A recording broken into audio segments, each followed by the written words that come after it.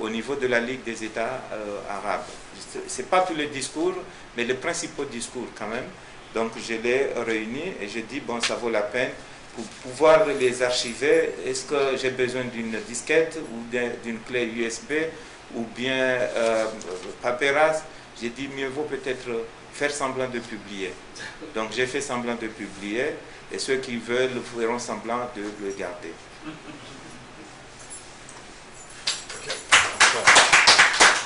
Alors, je vais laisser la parole à un échange avec monsieur le sociologue Moussa Ali Jamal qui a 2 questions à vous poser, 2 observations. Merci. Ça tombe bien. Bonjour, monsieur le ministre.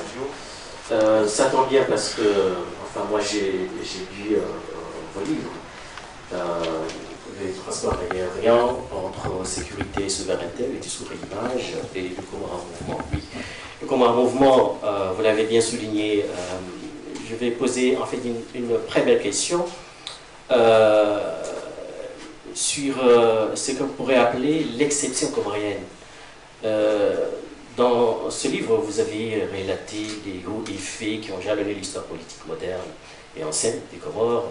Il y a d'abord la colonisation, ensuite l'indépendance, la question de Mayotte, la départementalisation, la crise du séparatisme. Et il y a un élément très spécifique, peut-être qui fait de Comores une exception particulière, et même qui peuvent donner comme une leçon au monde, c'est la tradition de dialogue. Vous avez souligné lors de la crise du séparatisme que les initiatives à la réconciliation qui ont été lancées à Addis Abeba, à Tananarive, ont échoué. Seul le dialogue qui a été initié ici aux Comores, à Moélie, à Fongonie, ont abouti. Est-ce que cela vous donne, je dirais, une certaine honneur à dire que les Comores ont aussi une part de valeur à transmettre au monde?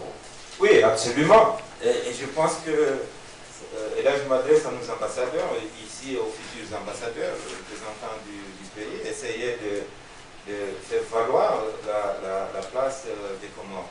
On est allé à Addis Abeba, on est allé à Antananarive, mais le président Azali, il a dit non, dialogue intercomorien. Donc il a dit vous allez à Anjouan, on est allé, on a été refoulé. Il a dit vous retournez, on est allé, on a été refoulé. Il a dit vous retournez, on est allé, finalement on a été accepté. Et puis on s'est retrouvé à Moélie. Ça c'est comodien. Je vais vous donner un exemple. Pendant les discussions ici, dans le cadre des travaux du comité de suivi, ça chauffe dans la salle. Ça chauffe. Donc entre les délégations de Moélie, Anjouan et la Grande Comore, et puis du gouvernement, les délégations du gouvernement et de l'opposition. Est-ce qu'on m'avait dit Ismaël que j'avais vu tout à l'heure ici? Ah d'accord, là je parle sous le contrôle de Mohamed Ismaël.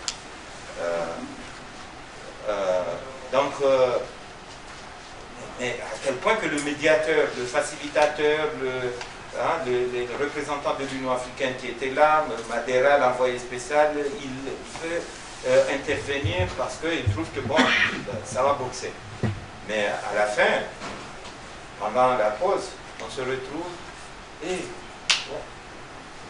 vous allez me donner une cigarette et on va manger ce soir chez Fabit et donc là, ils sont étonnés, ils disent, mais ce sont les personnes là qui se chamaillaient, qui allaient s'entretuer.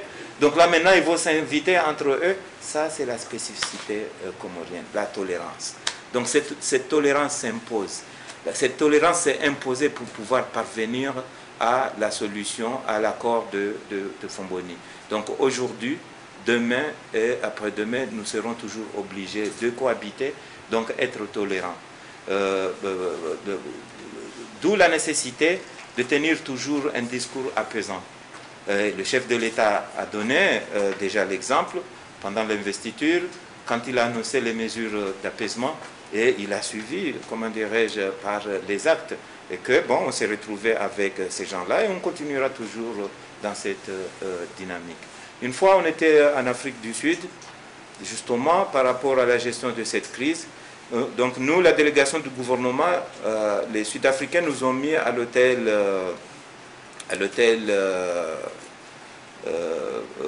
au Sheraton Et puis les autres, Abdallah Mohamed, chef de la délégation d'Anjouan, a été logé au Holiday Inn. Donc, mais dans la salle, comment dirais-je, African Building, ou bien je ne sais pas, aux affaires étrangères, quand nous nous sommes retrouvés, donc la délégation d'Anjouan était, a demandé de rester dans une salle loin de la délégation du gouvernement, parce que pour eux, on allait vraiment s'entretuer. Et puis, mais à un moment, ils ont fait leur calcul, vous allez entrer et puis sortir, nous allons entrer et sortir, mais il y a une équation qui les a échappés.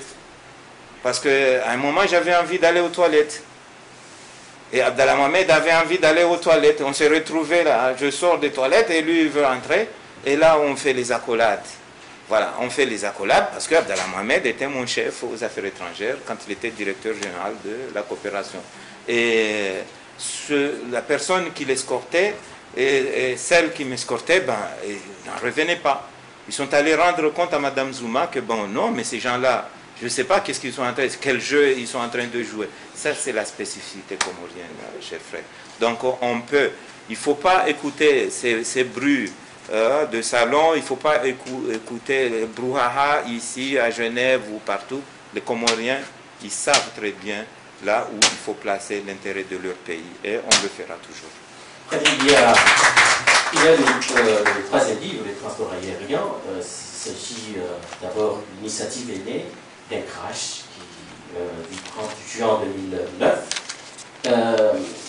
Un crash qui a fait périr 152 victimes, personnes de nationalités différentes, comoriennes, françaises, canadiennes, marocaines, palestiniennes. Une survivante, Bahia, 2 ans au moment du fait. Et vous avez évoqué dans ce livre qu'il y a eu des facteurs qui ont conditionné le crash, d'abord météorologique, ensuite erreur de l'équipage. Et à la fin, vous avez évoqué dans le livre votre souhait quand l'avenir du transport aérien condition d'asseoir et de renforcer la souveraineté nationale. D'abord la libéralisation du transport aérien et la réalisation de projets hôteliers et touristiques. Quel est-il de ce souhait, de cette aspiration? Mon frère, moi ça c'est, je dirais comme Manuel, parce que Manuel c'est un ami espagnol, il est juriste, il travaille avec moi aux Nations Unies. Il a dit, j'ai regardé un peu Google, la SWEF. C'est impressionnant, vous avez écrit des livres géopolitiques, politiques, mais qu'est-ce qui vous a amené là au transport? J'ai dit, ça c'était un accident de parcours. Comme le même accident du crash et Menia. Voilà. Donc je ne sais pas ce qui m'a amené, dans le transport, mais il fallait. Quand il y a eu le crash, on regardait tous les jours, on lisait la presse. Donc j'avais devant moi la presse aussi bien. Parce que Yemenia, c'est une compagnie du Moyen-Orient, donc du Yémen. La presse moyen-orientale s'intéressait beaucoup, mais l'avion c'est Airbus, donc européen, la presse occidentale s'intéressait beaucoup. Donc je lisais tous les matins, au final je me suis trouvé vraiment avec la matière et j'ai commencé à chercher.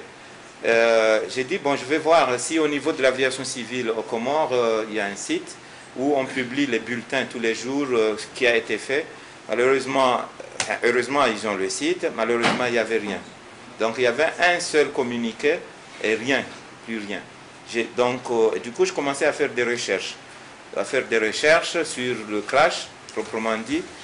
J'avais collectionné beaucoup d'informations et ça m'a donné envie de lire davantage, faire des recherches sur le transport aux Comores. L'histoire du transport aux Comores, bien sûr pendant la période coloniale, aux années 40, aux années 50, jusqu'à, comment dirais-je, la création de la compagnie Air Comores aux années 50, au tout début des années 50, au même titre que Réunion Air Service à La Réunion et Air Madagascar à Madagascar. Donc j'ai collectionné toutes ces informations. Je suis entré dans des sites spécialisés, sites par exemple de l'OACI, et puis la SECNA, et puis j'ai essayé de récapituler ici les accidents d'avion, les crashs qui ont eu lieu ici aux Comores, et puis les flottes qui ont existé toujours ici aux Comores. Et à la fin, je me suis dit que bon, j'ai vraiment de la matière. Et puis, en mémoire à ces gens qui ont péri dans ce crash, parce qu'ils risquent d'être oubliés. Donc j'ai publié, et ici à la fin vous trouverez la liste de toutes les personnes qui ont péri dans ce crash. Mais sécurité et souveraineté, pourquoi souveraineté? Parce que j'étais aussi un acteur important. Je travaillais avec le ministre Msaïdié. À l'époque, il était ministre des Transports et moi j'étais ministre des Affaires étrangères. Je l'ai épaulé pour l'adhésion des Comores à la SECNA. Donc certaines personnes disaient que nous sommes en train de perdre une partie de notre souveraineté en adhérant à la SECNA qui va gérer notre espace aérien. Donc, et dans ce livre, j'ai parlé justement de l'espace aérien et de la souveraineté nationale, l'espace aérien et OACI qui régule le transport aérien. Qu'est-ce qui nous a laissé, comment dirais-je, par rapport à notre souveraineté? Donc toutes ces questions ont été abordées dans ce livre. Voilà brièvement, sinon chaque ouvrage peut-être mérite tout un café littéraire. Merci Monsieur Moussa.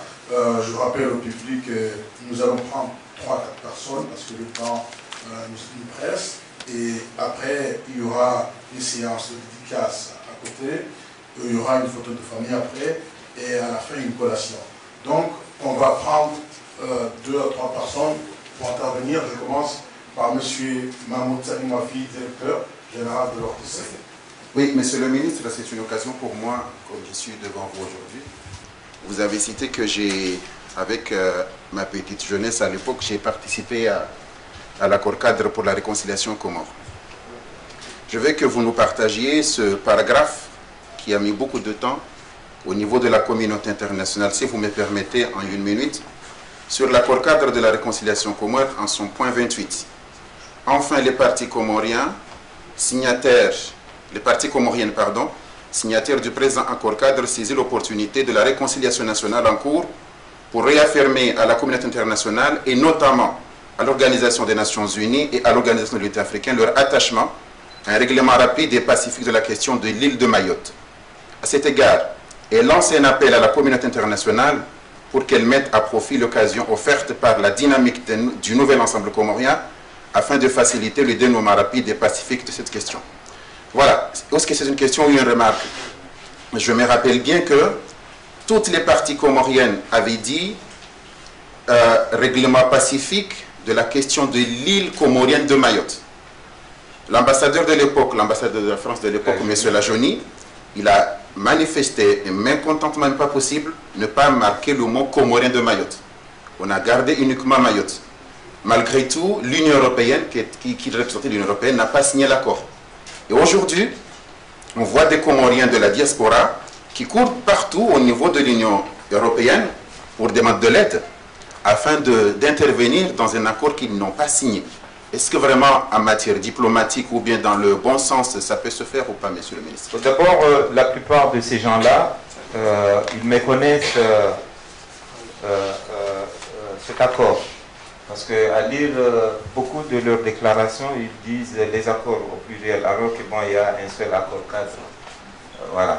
Donc il faut les excuser. Ça c'est d'un. Et puis de deux, Lajoni, c'est normal parce que bon, il représentait son pays, donc il défendait les intérêts de son propre pays. L'Union européenne aussi, parce que bon, il était le représentant de l'Union européenne et le représentant de la France. Mais ce qui est important, c'est là où je vais agir, que bon, les Nations Unies qui étaient représentées, l'Union africaine qui était représentée, la francophonie, les pays de la région, la Ligue des États arabes, tout le monde était là, ont émis ce souhait. Ils ont lancé cet appel à la France et à la communauté internationale à appuyer les Comores. Et à partir de là, vous savez que bon, il y a eu des rencontres sous l'égide des Nations Unies, de l'Union africaine, entre les Comores et Mozambique, les Comores, la Tanzanie, les Comores, pour délimiter les frontières de notre pays. Et les frontières qui ont été reconnues et qui ont été acceptées dans cet exercice, ce sont les frontières des Nations Unies, reconnues par les Nations Unies et qui incluent Mayotte comme partie intégrante de l'Union des Comores. Voilà. Bonjour, Monsieur le Ministre. Bonjour, doyen. Félicitations pour tout le travail abattu au cours des années.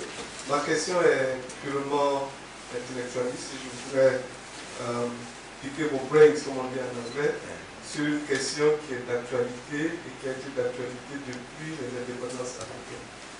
On se souvient tous que la conférence de Berlin, qui a créé les micro-États non viables, est toujours au cœur de discussion aujourd'hui.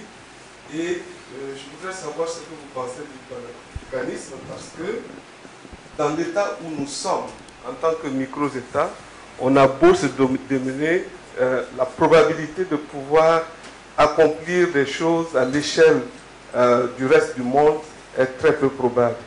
Alors, quelle est votre vision de la chose? Est-ce que, dans vos réflexions, une supranationalité par rapport aux micro-nationalités serait quelque chose de souhaitable pour l'Afrique, puisque les Comores font partie de l'Union africaine, de la SADC et des autres organisations régionales? Et c'est une question tout à fait personnelle, ce n'est pas celle du représentant de l'UNICEF. Oui, merci, merci chers compatriotes. Je vous ai dit que Zignalem a adopté. Et là, je sais que les gens de Bobo sont toujours en train de se mobiliser pour qu'ils puissent avoir la nationalité de Bobo Dioulasso. Voilà. Mais vous avez parfaitement raison. Et c'est une question pertinente. C'est une situation délicate pour nos pays. Des micro-États, j'ai cité tout à l'heure des pays comme Nauru, Kiribati,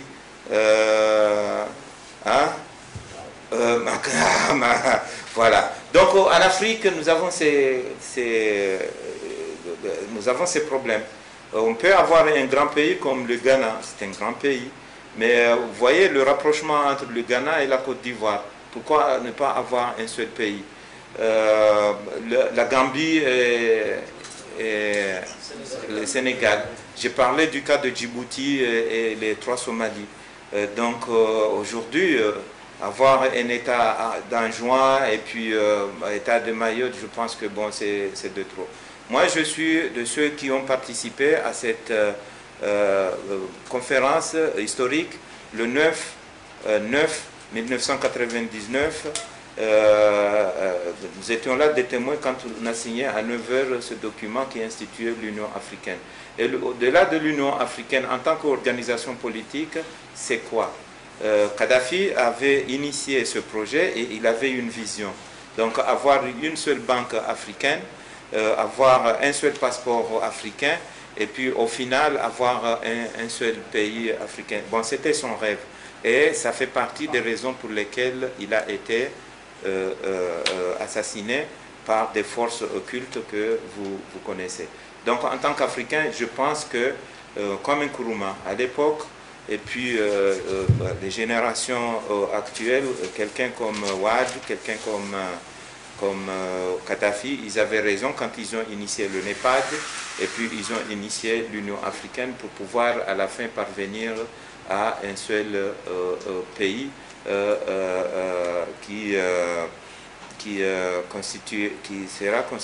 serait constitué des États, des micro-États africains d'aujourd'hui. C'est là où il y aura le salut du continent africain. C'est là où il y aura le vrai développement. Si vous avez des pays comme l'Allemagne, vous avez des pays comme la France, des pays comme, à exception de la Grande-Bretagne, mais ces grands pays, et que bon, eux, ils considèrent qu'il faut absolument qu'ils aient une seule structure, une seule organisation qui les regroupe. Donc ils vont gérer chacun, en ce qui le concerne, des parties spécifiques,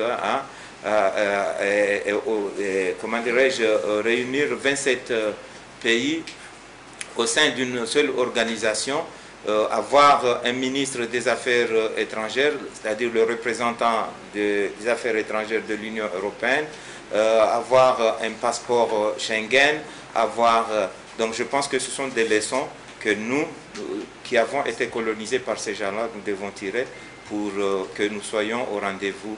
En tout cas, ici au Comores, Mathias, qu'il pleuve, qu'il neige, nous nous sommes donné rendez-vous à 2030 pour l'émergence. On prend 2 ou 3 personnes, on prend madame la présentatrice, monsieur Lamartine Mohamed Messezi, parce que Mathias, donc maintenant la parole aux femmes.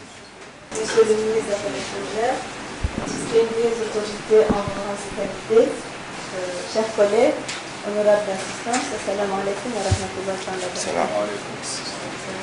Permettez-moi, honorable d'assistance, de saisir l'occasion pour tout d'abord souhaiter un joyeux anniversaire à monsieur le ministre. Merci. Et souhaiter que Allah lui accorde, Inch'Allah, tout ce qu'il désire pour lui-même, pour sa famille. Merci. Et pour son cher pays qu'il aime tant et pour lequel il ne cesse de donner le meilleur de lui-même.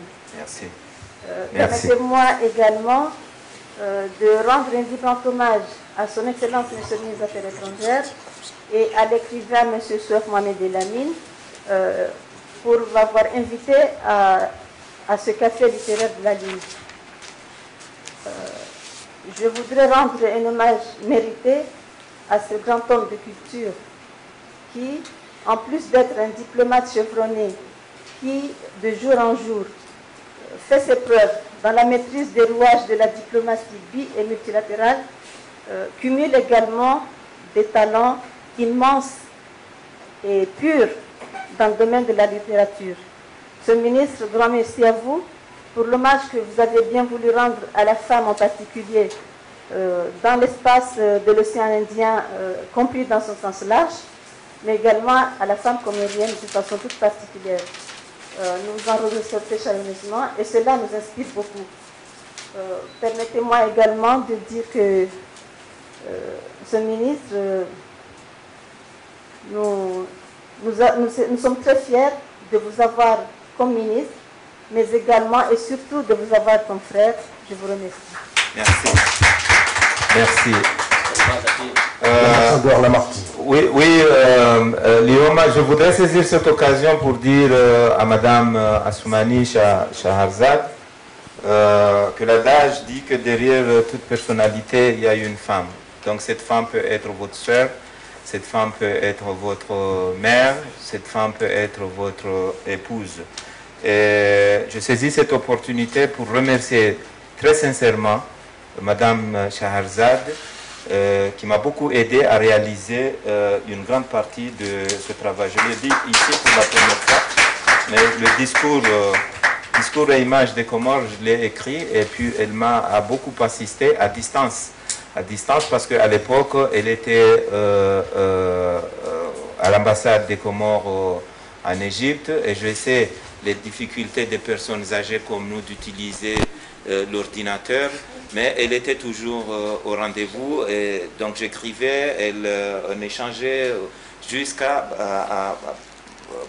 réussir, comment dirais-je, parvenir à élaborer ce document.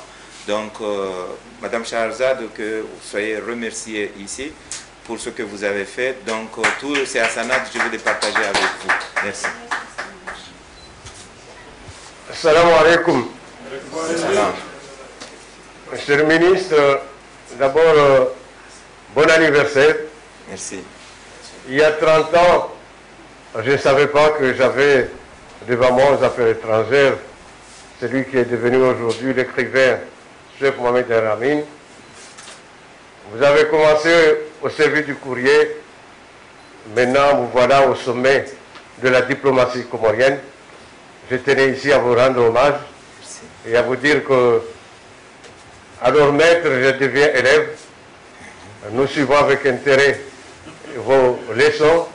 Peut-être que ce café littéraire est venu à un moment de rupture dans votre itinéraire et dans la recherche de réflexion pour montrer la maturité de l'homme. Mais le message est ainsi compris. Nous attendons le prochain livre qui sera probablement pour l'émergence. Je vous remercie. Merci. Merci, monsieur l'ambassadeur. Merci, monsieur le ministre. Monsieur le ministre, je me souviens, il y a quelques années de cela, j'ai eu le plaisir de faire avec vous une émission quelque part dans la région parisienne, dans une période d'exil forcé. Donc ma première question, puisque vous ne l'avez pas abordée là, je voudrais savoir quelle leçon de vie avez-vous reçue durant cet exil forcé quelque part dans la région parisienne? Qu'est-ce que vous avez compris de cet exil? Et qu'est-ce que vous avez appris? Ça, c'est la première question. La deuxième question, elle est un peu... Comment je dirais? En fait, vous avez parlé tout à l'heure d'états égaux dans le monde par rapport au droit international. Et aujourd'hui, il y a des mots à la mode qui sont aussi dans le droit international, qui sont micro-États et petits États insulaires. Alors, je voudrais que vous nous expliquiez un petit peu ce paradoxe d'avoir des États égaux et de l'autre côté d'avoir de grands États et de petits États. Merci, monsieur le ministre. Merci. Merci beaucoup, Excellence, et merci beaucoup, chers collègues. Ce n'est pas une question, plutôt un commentaire. Mais la petite question que je vais donner à mon grand frère, c'est how do you find time to do all this? Where do you find the time to do all this? Mais effectivement, je suis beaucoup inspiré par Son Excellence M. Seuf, parce qu'en tant que fonctionnaire, ministre, pendant des années, il trouve du temps pour écrire.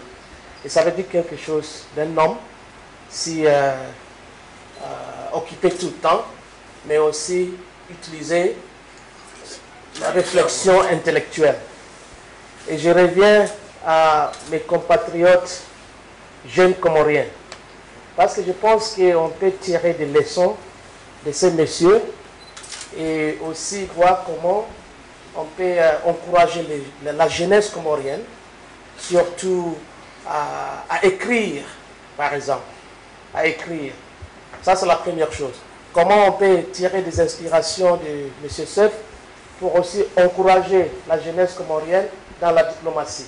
Et je parle sous contrôle maintenant parce que je vois tous mes compatriotes au ministère des Affaires étrangères qui sont jeunes.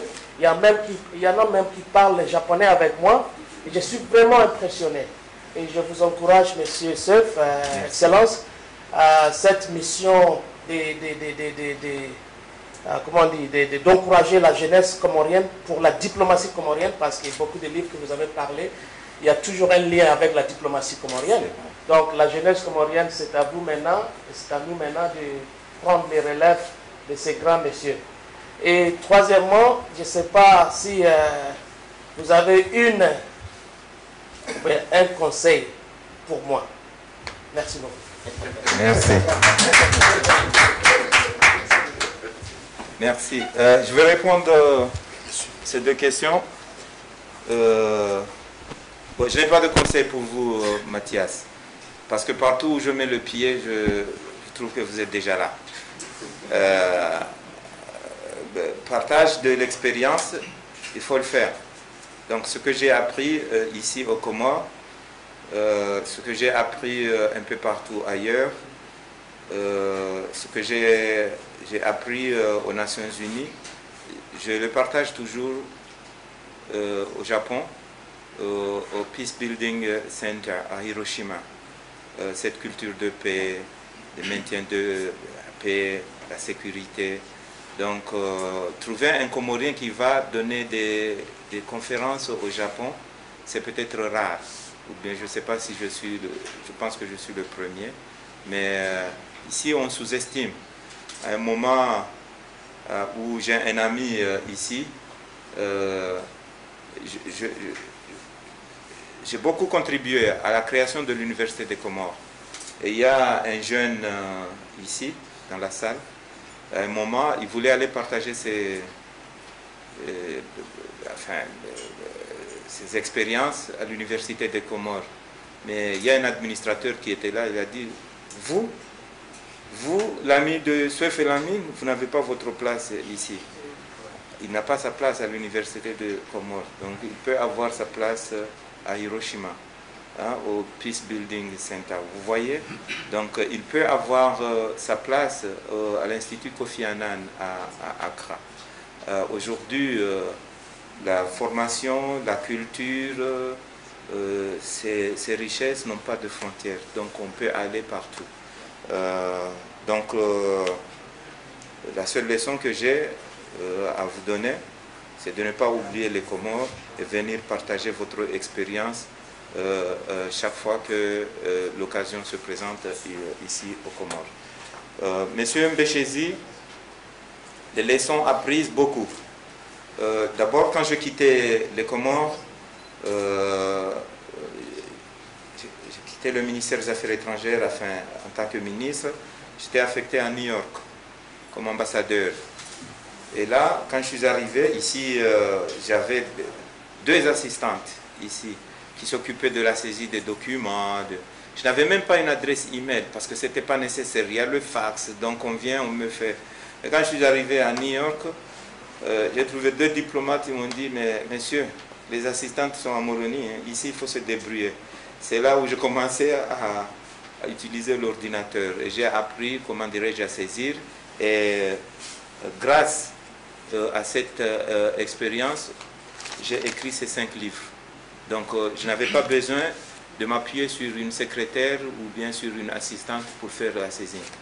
Et là, je profite pour lancer un message à mes présentes assistantes pour leur dire que si je leur demande de faire le travail aujourd'hui, c'est pour qu'ils enrichissent leur expérience. Ce n'est pas parce que je ne peux pas faire la saisie moi-même. Voilà.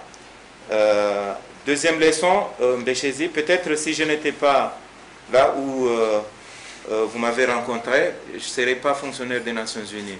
Parce que imaginez, à un moment où chez nous, au village, il fallait passer un mois pour qu'il y ait 1 heure d'électricité.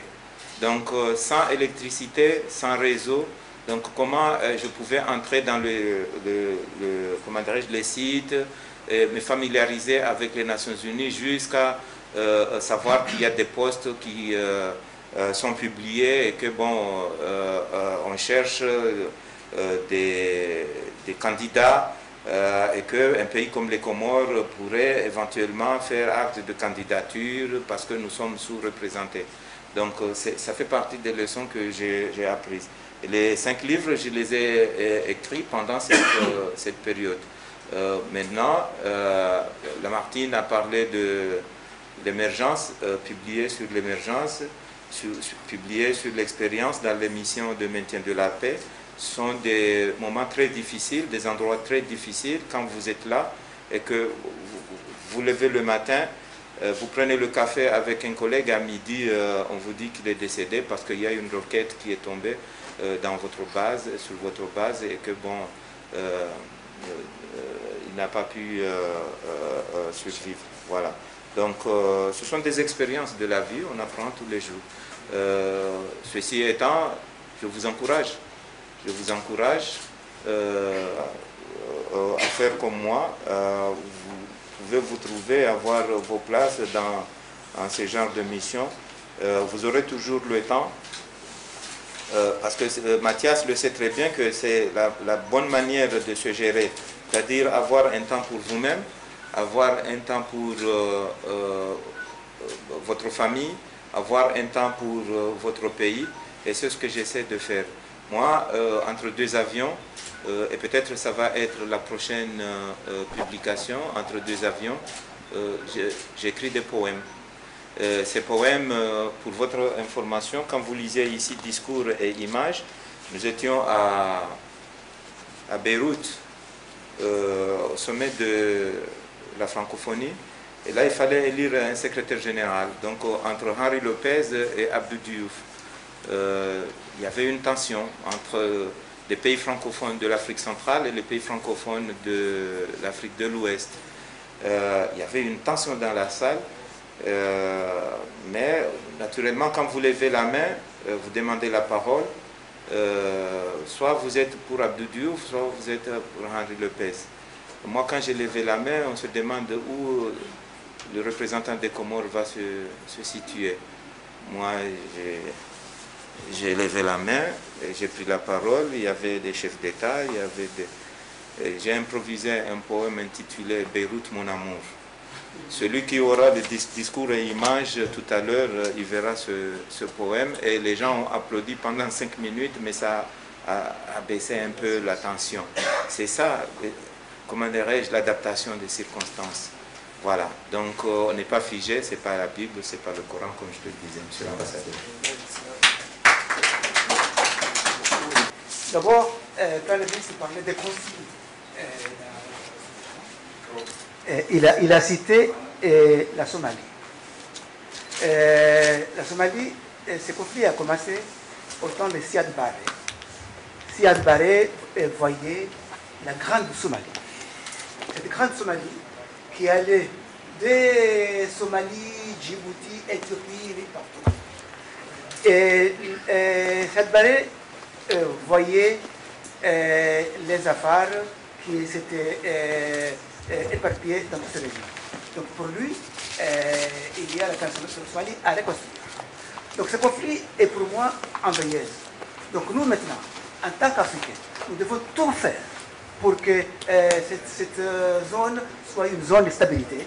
Nous devons tout faire pour persuader les deux pays, la Somalie et l'Éthiopie, de ne pas de laisser ce conflit comme il est.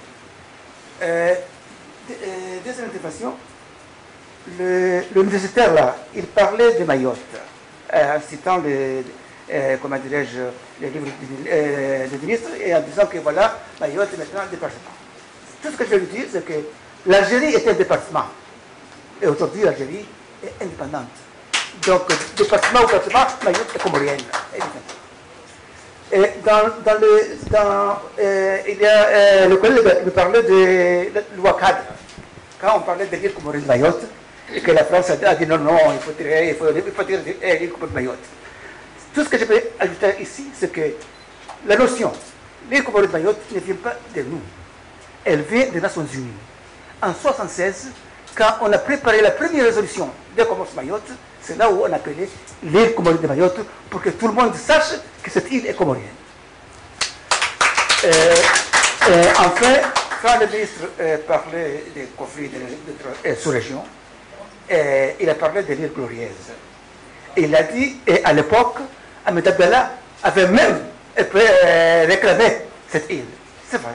Ahmed Abdallah avait réclamé cette île parce qu'à l'époque, il y avait une tension entre la France et Madagascar. On disait à l'époque que c'est la France qui avait poussé Ahmed Abdallah de réclamer glorieuse comme comorienne. Mais jusqu'à maintenant, aucun président comorien n'a revendiqué cette île. Merci à tous, merci beaucoup d'avoir participé à cette émission. C'était une émission très intéressante, on a beaucoup échangé, on a eu des réflexions de part et d'autre. Merci d'avoir participé à cette émission. On se retrouvera dans une autre émission. Et cet exercice va continuer avec les éditions de la main de l'ORTC. Merci à tous. Et avant de finir, je vous dis qu'il y aura une séance de dédicace tout à l'heure.